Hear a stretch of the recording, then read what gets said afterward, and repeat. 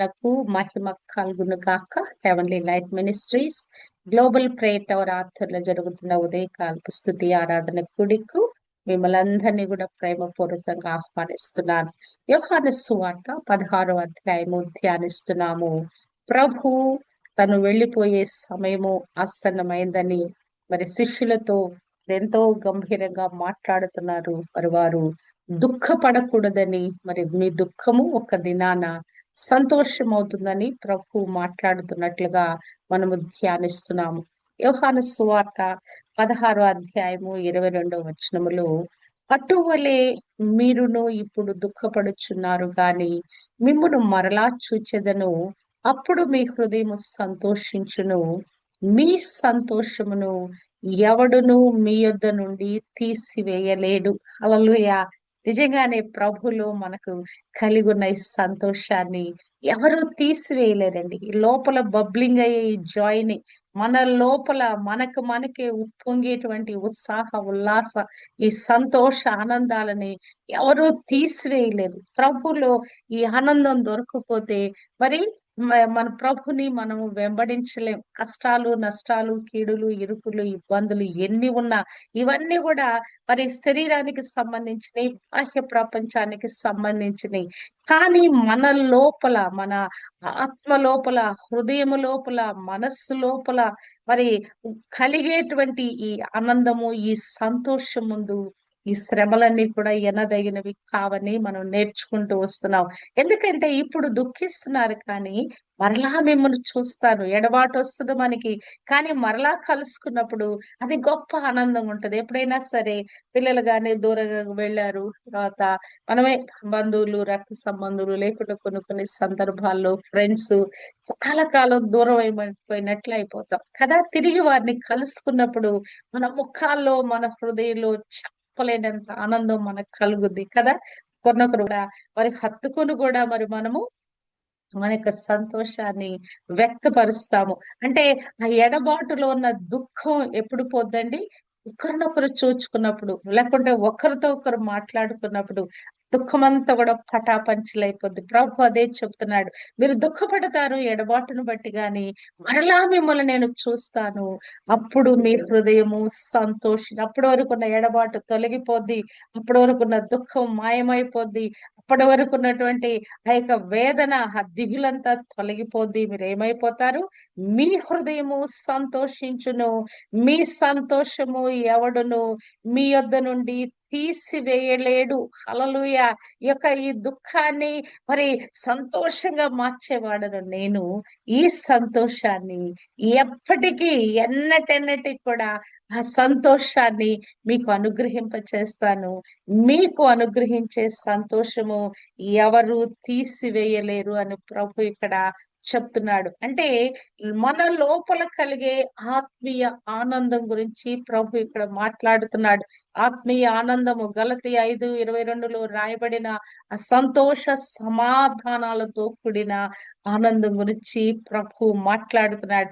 రోమా 38:39లో రాయబడినట్లుగా అనేకమైనటువంటి శ్రమలు, కష్టాలు, కన్నీరు, దుఃఖాలు, మరి ఆ ఖడ్గము, మరి అక్కడ రాయబడిన మాటలు చూస్తే రోమీలకు రాసిన పత్రిక 8వ అధ్యాయంలో మానవునికి ఈ స్పిరిచువల్ పోరాటంలో వెళ్లే వారికి రకాలైన బాధలుంటాయో ఇక్కడ రాస్తా ఉన్నాడు. క్రీస్తు ప్రేమ నుండి ఎవరు మనల్ని ఎడబాపుతాడని చెప్తూ శ్రమ, బాధ, హింస, కరువు, వస్త్రహీనత, ఉపద్రవము, ఖడ్గము, ఇంకను ఇందును గూర్చి రాయబడినదేమనగా, నిన్ను బట్టి దినమెల్లా మేము వధింపబడిన వారము, వధకు సిద్ధమైన గొర్రెలమని మేము పెంచబడిన వారము, అయినను మనను ప్రేమించిన వాని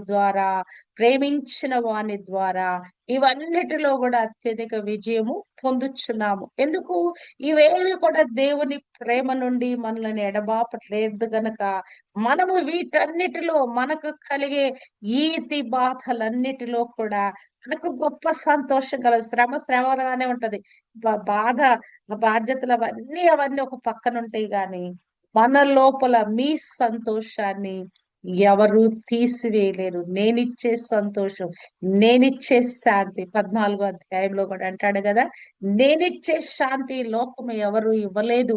ఈ శాంతిని, ఈ సంతోషాన్ని ఎవరు కూడా మీ యొద్ద నుంచి తీసివేయలేదని ప్రభు ఇక్కడ వారితో మరి ఆయన వాగ్దానం చేస్తున్నాడు. పరీక్షలలో సహించినప్పుడు మనకు కలిగే ఆనందం పరిస్థితుల మీద ఆధారపడి ఉండదు గాని ఈ యొక్క ఆనందము ప్రభు యొక్క మరణము గెలిచి లేచిన పునరుద్ధానపు విజయం మీద మన యొక్క ఆనందము మరి నింపబడి ఉన్నదండి. మనలో నింపబడే ఆనందం ఎక్కడి నుంచి వస్తుందంటే ఒక్క దినాన మనము కూడా విజయ వీరులతో ఈ కష్ట నష్టాలు కీడులు వీటన్ని కాదు, కానీ ఇవన్నిటిలో మనము కూడా విజయం పొందుకుంటాము గనక మన లోపల ఉన్న ఈ ఆనందాన్ని, శాంతిని ఎవరు తీసివేయలేరు. 23 ఆ దినమున మీరు నన్ను దేనిని గూర్చియు నన్ను అడగరు.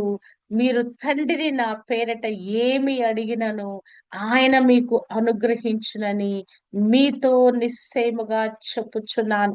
తండ్రిని ఏమి అడిగినా ఇస్తాను. నా పేరట అడిగితే మీరు అడగండి, ఏమైనా అడగండి, అదంతా మీకు ఇస్తాను. మీరు ఏం అడగాలంటే మరి దేవుని యొక్క పరిశుద్ధాత్మను మీరు అడగండి. లూకాసు సువార్త 11 అధ్యాయము 13 వచనములో పరలోకమందున్న మీ తండ్రి తన్ను అడుగు వారికి పరిశుద్ధాత్మను ఎంతో నిశ్చయముగా అనుగ్రహించును. హల్లెలూయా. మనం చాలా అడగొచ్చు. ఉదయం నుంచి రాత్రి వరకు మన అవసరతల మీద అడగొచ్చు, మన సమస్యల మీద అడగొచ్చు, మరి రాబోతున్న భవిష్యత్తు గురించి అడగొచ్చు. ఇంకా ఏమేమి మన హృదయాల్లో మెదులుతున్నాయో ఆలోచనలు, తలంపులు, వాటి తాలూకు మరి వాటన్నిటిని మరి మనకు కలిగిన మన హృదయ స్థితి అంతా కూడా మనం చెప్పొచ్చు. మనకి ఏమి కావాలని మనం కోరుకుంటున్నామో ఇదంతా మనం చెప్పొచ్చు. అవన్నీ కూడా ప్రభు ఎలా ఇస్తాడంట? అడుగు వారికి, అడిగి ఊహించే వారికి అత్యధికంగా ఇస్తాడు. పరిశుద్ధాత్మను అడిగితేనేమో నిశ్చయంగా ఇస్తానంటున్నాడు. ఇంకా ఏదైనా కావాలని నువ్వు అడిగావా, అన్ని కూడా ఇస్తానంటున్నాడు. అదే మాటలు మరి మత్తయి సువార్తలో కూడా ప్రభు చెప్తాడండి. ఆ యొక్క కొండ మీద ప్రసంగం చేసినప్పుడు మనుషులు అడగాలి, మీరు అడిగితే, మీరు నా నామములు అడిగితే మీకు ఇస్తాను. మీరు 14, 13, 14లో కూడా మీరు నా నామమున దేనిని అడుగుదురో తండ్రి కుమారుని యందు మహిమ పరచబడుటకై దానిని చేతును. నా నామమున మీరు నన్నేమి అడిగినను నేను చేతును. అంటే నన్ను అడిగినా నేను చేస్తాను. మరి నా నామములో తండ్రిని అడిగినా కూడా నేను చేస్తాను. ఇక్కడ కార్యం జరిగించేది క్రీస్తు ప్రభు. ప్రార్థన చేసేది తండ్రికి, కార్యం చేసేది క్రీస్తు ప్రభు. ఇక్కడ నా నామమున ఏమడిగినా నేను చేస్తాను. నా నామమున మీరు ఏమడుగుతారో తండ్రి కుమారుని యందు మహిమ పరచుటకై దానిని చేతును. అది ఏదైనా కూడా ప్రభు ద్వారానే కార్యం జరుగుతుంది. మత్తయి సువార్త 7:7 నుంచి చూస్తే అడుగుడి మీకు ఇయ్యబడును, వెతుకుడి మీకు దొరుకును, తట్టుడి మీకు తీయబడును, అడుగు ప్రతి వాడును పొందును, వెదుకువానికి దొరుకును, తట్టువానికి తీయబడును. అంటే ఎవరెవరికి ఏమి అనుగ్రహించబడుతుందండి? అడిగే ప్రతివాడు పొందుకుంటాడంట. తర్వాత వెతుకుతున్నావా? ఏదైనా కావాలని దేవుని నామంలో వెతుకుతున్నావా? అది నీకు దొరికి తీరుతుంది. మరి పరలోకపు తలుపు తట్టుతున్నావా? సమస్య ఉంది. అయ్యా ఈ సమస్యలో నాకు జవాబు దయచేయని పరలోకపు తలుపు తట్టుతున్నావా? తలుపు మీకు మరి తీయబడుతుంది. ఈ లోకంలోనే మీరే మరి మంచి ఈవులు మీరు ఇస్తారు కదా, మరి పిల్లలకి మంచి ఈవులు ఇవ్వటానికి ప్రయత్నిస్తారు కదా, మరి పరలోకమందున్న మీ తండ్రి కన్ను అడుగు వారికి అంతకంటే ఎంతో నిశ్చయముగా మంచి ఈవులనిచ్చును. We want to try, we will try to give the best things to our children. అవునా కదా? సాధారణంగా మన కష్టాలు పడొచ్చారు, మన పిల్లలకు కష్టం కలగకూడదు అనుకుంటాం. మనకి ఏదన్నా జీవితంలో కొరతలు ఉన్నాయనుకోండి, అయ్యో నా పిల్లలకి కొరత ఉండకూడదని మనం కష్టపడి వారిని ఏదో ఒక విధంగా వారి యొక్క అవసరాలు ఫుల్ఫిల్ చేయడానికి మనం ప్రయత్నిస్తాం కదా. మనకున్న మీన్స్ లో, మనకున్నటువంటి ఆ యొక్క ఆదాయ వనరుల్లో నుంచి పిల్లల కొరకు ఏమిచ్చాలని మనం ప్రయాసపడతాం. కానీ పరిశుద్ధాత్మ పరలోకమందున్న మన తండ్రి తన్ను అడుగు వారికి ఎంతో నిశ్చయముగా మంచి ఇస్తాట. అంటే మనం ఇచ్చేటువంటి ఆ స్థాయి, ఆ యొక్క బెటర్ థింగ్స్ కంటే కూడా అంతకు మించి ఎంతో మంచి ఈవులను నానామ్ములు మీరు అడిగితే గనక తండ్రిని వేడుకుంటే తండ్రి ద్వారా నేను మీకు అనుగ్రహింప చేస్తాను. అంటే దేవుని యొక్క ఉద్దేశము ఏంటంటే గనక మనము అడగాలనేది ఆయన ఉద్దేశం అనేది. మనం అడగకుండా నోర్లు మూసుకోకూడదు. చాలా సార్లు దేవుడికి తెలుసు కదా, ఆయనకు తెలీదా మనం అడగాల, మనం అడిగితేనే ఆయన ఇవ్వాలా? ఎన్నెన్నో కోట్ల ప్రజలలో మనకి ఎన్ని అవసరతలు, ప్రభుకి ఏం అవసరం? నీ అవసరత పట్టించుకోవటానికి. నీకు ఆకలైతే నువ్వు అన్నం తింటావు, నువ్వు బాగలేకపోతే నువ్వు డాక్టర్ దగ్గరికి వెళ్తావు. నీ అవసరం ఏది ఉందో నీవు చెప్పకపోతే ఆయనకేం పని? అడగకుండానే ఉచితంగా ఇచ్చేయటానికి. నువ్వు అడిగావా? అడిగితే ఉచితంగా ఇస్తాడు. నువ్వు అడగకుండా ఆయన ఏమి చేయడు. గాని నువ్వు అడిగితే ఆయన మరి అడిగే వాటన్నిటికంటే, ఊహించే వాటన్నిటికంటే కూడా ఆయన అత్యధికంగా ఇస్తాడు. మరి ఏమేమి అడగాలి? అది జ్ఞానం అడిగినా కూడా జ్ఞానం ఇస్తాడు. ఐశ్వర్యం అడిగిన ఐశ్వర్యం అంటే ఏదో ధనంతో మన మరి గృహాలు నిండిపోతాయి అని కాదు. అవసరానికి మనకి ఎంత డబ్బు అవసరమో ఆ ధనము, ఐశ్వర్యాన్ని కూడా దేవుడు అనుగ్రహింప చేస్తాడు. అనుదిన అవసరతలు దేవుడు తీరుస్తాడు. మరి మనం ఏమి అడిగామో, కాపుదల అడిగామా, కాపుదల అనుగ్రహింప చేస్తాడు. ఏమి అడిగినా, జ్ఞానం అడిగామా, జ్ఞానం అనుగ్రహింప చేస్తాడు. కానీ ఒక కండిషన్ ఏంటంటే మనం ఏమి అడిగినా ఆయన మనకి మరి ఆలకించును అని మనం గ్రహించి మనం అడగాలి. మనము ప్రార్థించిన వాటినన్ని పొందుకున్నామని మనం అడగాలి. క్రైస్తవ జీవిత మరి విజయ సూత్రం ఇదేనండి. మనం ప్రార్థన చేస్తున్నాం, ప్రార్థిస్తున్న దాన్ని పొందుకున్నామని విశ్వసించకపోతే అది మనకు దొరకదు. అంటే గాల్లో దీపం పెట్టినట్లుగా ప్రార్థన చేస్తున్నా గాని విశ్వసించకపోతే ప్రయోజనం లేదు. మనం ప్రార్థిస్తున్నామంటే అది నిశ్చయముగా మనం పొందుకున్నామని, మనం ఎప్పుడైతే ఆ నమ్మకంలోకి వెళతామో అది కార్యరూపం దాల్చుద్ది. ఆ నమ్మటం ఏంటంటే పొదిగించడం, మన విశ్వాసాన్ని పొదిగించటం, లేని వాటిని ఉన్నట్టుగా చూడగలగటం. అక్కడ ఏమీ లేదు, శూన్యంగా ఉంది. కానీ మనం ఏది ప్రార్థిస్తున్నామో దానిని మనము దృశ్య రూపంగా చూసుకోవాలి. ఆ దృశ్య రూపంగా మార్చబడినప్పుడు ఆ దృశ్యాన్ని మనం పదే పదే పదే పదే ఆ దృశ్యాన్ని మనం తలుస్తున్నప్పుడు, ఊహిస్తున్నప్పుడు అది క్రియేట్ అయిపోద్దండి. The thing will be created. అక్కడ ఏమీ లేదు, అభావం ఉంది, శూన్యంగా ఉంది. కానీ థింగ్స్ విల్ బి క్రియేటెడ్. మరి ప్రభు మనం మనం ఏమి అడిగినా ఆలకిస్తాడు. ఆలకించునని మనము ఎరిగిన ఎడల మనం ఆయన వలన వేడుకొనినవి మనకు కలిగినవని ఎరుగుదము. ఇది దేవుని నామములో ఆయన ఏమంటున్నాడు? నా నామమున మీరు ఏమి అడిగినను నేను చేతును, లేకుంటే తండ్రిని నా నామంలో ఏమడిగినా నేను చేతును. అంటే ఇక్కడ మనం నేర్చుకోవాల్సింది ఏంటంటే ప్రభువు ఎల్లప్పుడూ ఇచ్చేవాడు. కానీ ఆయన యొద్ద నుంచి అడిగి మనం తీసుకోవాలి. అడగకుండా ఆయన ఇవ్వడు.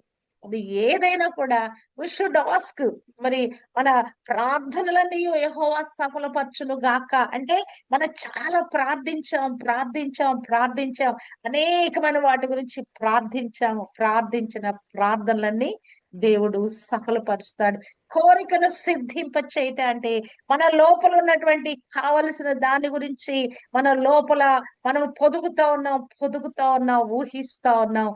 అది సిద్ధింప చేయటం. కోరికలంటే ఏదో విపరీతమైనవి కావు. కానీ దేని నిమిత్తంగా ప్రార్థన చేస్తున్నామో దానిని ఒక కోరికగా, ఒక అభిలాషగా, ఒక వాంఛగా మన హృదయంలో మనం పెట్టుకొని తీవ్రంగా దాని గురించి ప్రార్థిస్తూ ఊహిస్తున్నామా, నిశ్చయముగా అది మరి మన జీవితంలో మనం పొందుకుంటాం. అంటే ప్రభు ఇక్కడ ఆనందం, మీ యొక్క ఆనందము ఎవరు తీసివేయలేరు, మీ సంతోషము ఎవరు మీ యొద్ద నుంచి తీసివేయలేరని చెప్తూ, ఆ దినమున మీరు నన్ను దేని గూర్చి అడగరు. మరి ఏమడుగుతారు? నా తండ్రిని నా పేరట ఏం అడుగుతారు మీరు? పరిశుద్ధాత్మ కొరకు మీరు అడుగుతారు. అంటే ఈ లోకంలో మానవులుగా అనేకమైన అవసరతలున్నాయి. వాటిని దేవుడు అనుగ్రహింపచేస్తాడు. అంతకు మించి అంతకు మించి పరిశుద్ధాత్మను మీకు నిశ్చయముగా అనుగ్రహించును. తను అడుగు వారికి పరిశుద్ధాత్మను ఎంతో నిశ్చయముగా ఇదొక అంశంగా మన జీవితాల్లో ఉండాలండి. మనం చాలా అది కావాలి ప్రభా, ఇది కావాలని ప్రార్థన చేస్తాం కదా. అందులో పరిశుద్ధాత్మను నా మీద కుమ్మరించు, నా కుటుంబం మీద కుమ్మరించు అనేటువంటి ఈ యొక్క ప్రార్థన అంశం కూడా మన ప్రార్థనలో ఉండాలని దేవుడు మనతో మాట్లాడుతున్నాడు. నిజంగానే ప్రభు మనకి చెప్పే విషయాలు అంటే ఇక్కడ నిశ్చయముగా అనుగ్రహింప చేయను అంటే గనక ఆమెన్, అవును ఆమెన్ కదా. మనం ప్రార్థించి ఆమెన్ అంటాం అంటే ఖచ్చితంగా అది జరిగిపోయేది.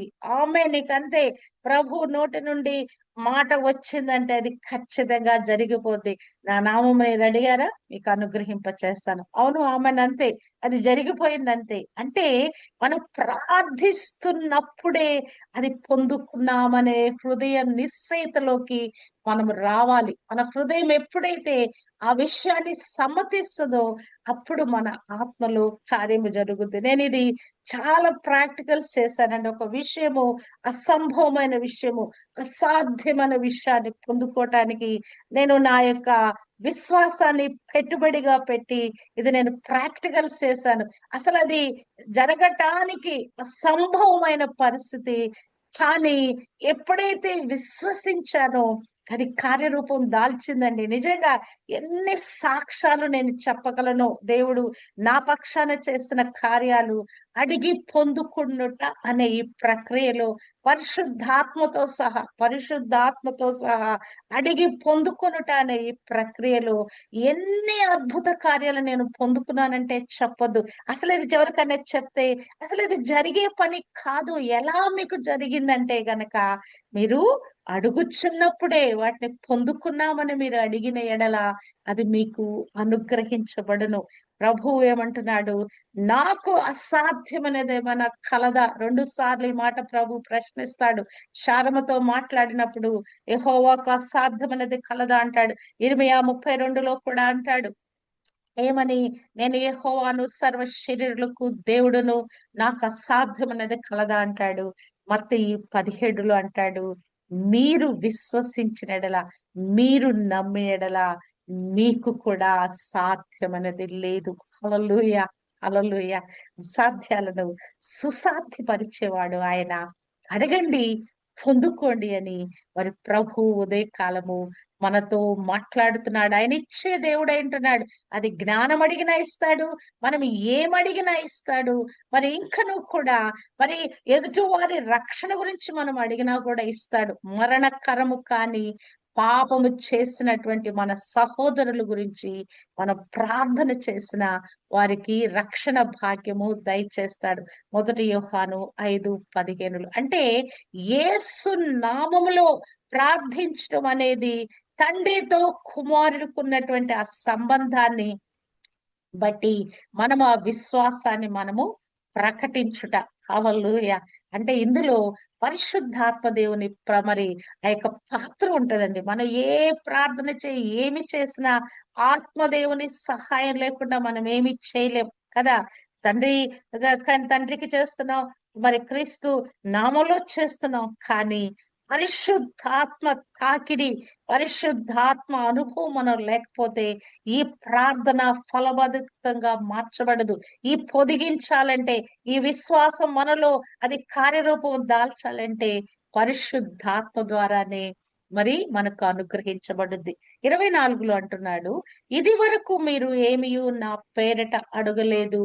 మీ సంతోషము పరిపూర్ణమగునట్లు అడుగుడి, అది మీకు అనుగ్రహించబడును. అంటే మన సంతోషము పరిపూర్ణం అవ్వాలండి. మనం ఏం చూస్తున్నామంటే టెంపరరీ జాయ్స్ కొరకు చూస్తున్నాం. కానీ దేవుడు ఏమంటున్నాడు, మీరు అడిగేది పరిపూర్ణమైన సంతోషం కొరకు. మీ జీవితంలో కార్యం జరగాలి కదా.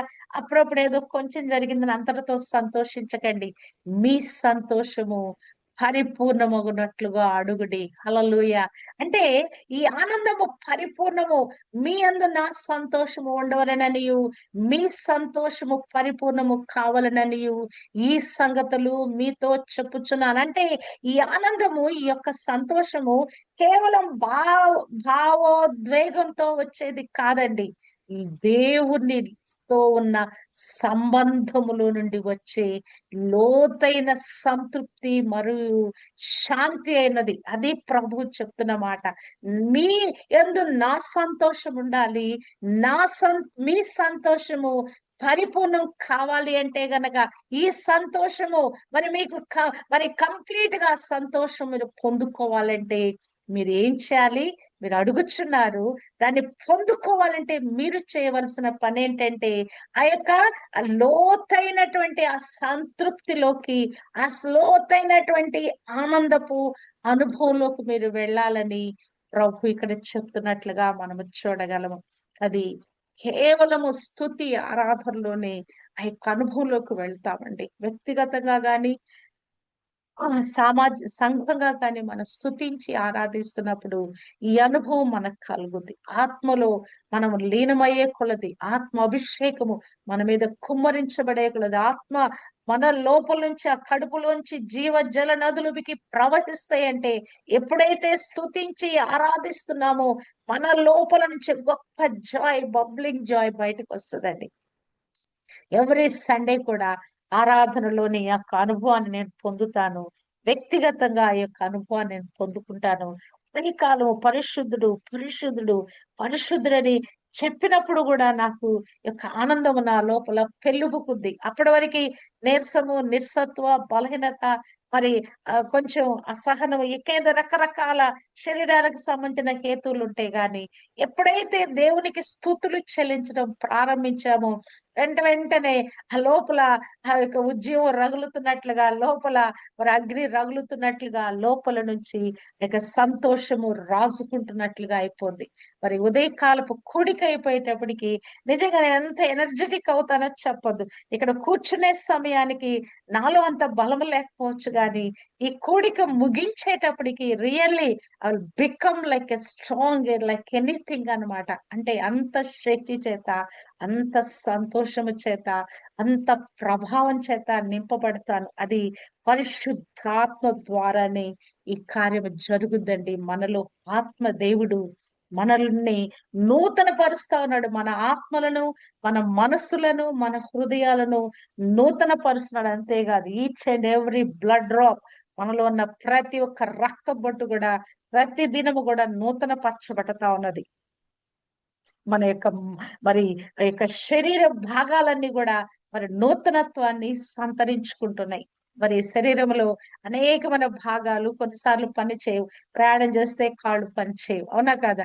జలుబు వస్తే గొంతు పని చేయదు. ఈ రకరకాల ఈ రుగ్మతలు ఉంటాయి. కానీ వీటన్నిటిని కూడా జయించటానికి, తిరిగి ట్రాక్ లోకి రావటానికి, తిరిగి ప్రెస్ ఆన్ ఫార్వర్డ్ కావటానికి దేవుడు కృప దయచేస్తున్నాడు. అంటే ఆయన నామములో ఆయన మనకిచ్చిన ఇక్కడ వాగ్దానము, ఆనందం యొక్క ఆ యొక్క వాగ్దానం సంపూర్ణత, ప్రార్థనలో ప్రభు మనకిచ్చే సమాధానాన్ని బట్టి మనకు కలిగే ఆ సంపూర్ణమైన ఆనందం గురించి, పరిపూర్ణమైన ఆనందం గురించి మరి ప్రభు ఇక్కడ సెలవిస్తున్నాడు. అది కేవలము విశ్వాసము, నిరీక్షణ ద్వారా మనం పొందుకోగలము. అది పరిశుద్ధాత్మ సహాయం ద్వారా మనం పొందుకోగలము. కనుక మనం అడిగే వాటిలో ప్రభు అడగమని ఉదయకాలం చెప్తున్నాడు. అవసరతలు అడుగుదాం, అన్నిటికీ మించి పరిశుద్ధాత్మను మన మీద కుమ్మరించమని అడుగుదాం. అవి కాదు అపోస్తుల మీద ఆ మేడగదిలో కుమ్మరించబడిన ఆత్మ అభిషేకము, మనుషులందరి మీద నా ఆత్మను కుమ్మరిస్తానన్న ఆ వాగ్దానము మన మీద, మన కుటుంబాల మీద, మన సంఘాల మీద గొప్ప ఆత్మ కుమ్మరింపు జరుగును గాక. ఆది అపోస్తులు పొందుకున్న ఆత్మాభిషేకం అగ్ని జ్వాలలుగా విభాగింపబడి వారి నాలుకల్లో తాకినప్పుడు వారి ఆత్మీయ జీవితం ఎట్టి విధంగా మారిపోయిందో మన ఆత్మీయ జీవితాలు కూడా అట్టి విధంగా మార్చబడటానికి దేవుడు తన పరిశుద్ధాత్మను కుమ్మరించును గాక. ఆత్మ ద్వారా, పరిశుద్ధాత్మ ద్వారా, మరి పరిశుద్ధాత్మ సహాయంతో యేసు నామములో తండ్రికి మనం పెడుతున్న ప్రతి మొర కూడా దేవుడు ఆలకిస్తున్నాడు, ఆనందంతో నింపుతున్నాడు. ఇది ఎవరు తీసివేయలేని ఆనందము. ఆ పరిపూర్ణమైన ఆనందంలోకి దేవుడు మన తోడుకొని వెళ్తున్నాడు. ప్రభు అదే చెప్తున్నాడు, మీకు దుఃఖం కలుగుద్ది, శ్రమ కలుగుద్ది, మరి అనేకమైన పోరాటాలు ఉంటాయి, కానీ నేనిచ్చే ఆనందము, ఈ సంతోషము మీ యొద్ద నుంచి ఎవరు తీసివేయలేరు. మనము కూడా జీవిస్తున్న జీవితంలో అనేకమైన శ్రమలు, కష్టాలు ఉండొచ్చు, కానీ మన లోపలున్న ఈ శాంతి, ఈ నెమ్మది, ఈ సంతోషాన్ని ఎవరు తీసివేయలేరు. మరి ప్రపంచానికి అర్థం కావట్లేదు, కానీ క్రైస్తవుని యొక్క సంతోషము, ఏమి ఉన్నా లేకపోయినా క్రీస్తును కలిగి ఉన్నామనే సంతోషము, పరిశుద్ధాత్మ ఆనందంతో మన జీవితాలు ముందుకు కొనసాగింప చేసుకుంటున్నాం. ఇంకను ఆత్మచేత నింపబడి ఆత్మీయ లోతుల్లోకి వెళ్ళి నిజమైన ఆనందాన్ని, నిజమైన సంతోషాన్ని అనుభవించటానికి, ఈ దుఃఖాలన్నీ కూడా మరి తీసివేయబడి పరిపూర్ణతలోకి మనం వెళ్ళటానికి దేవుడు తన కృప మనకు అనుగ్రహింప చేయును గాక. ఆమేన్.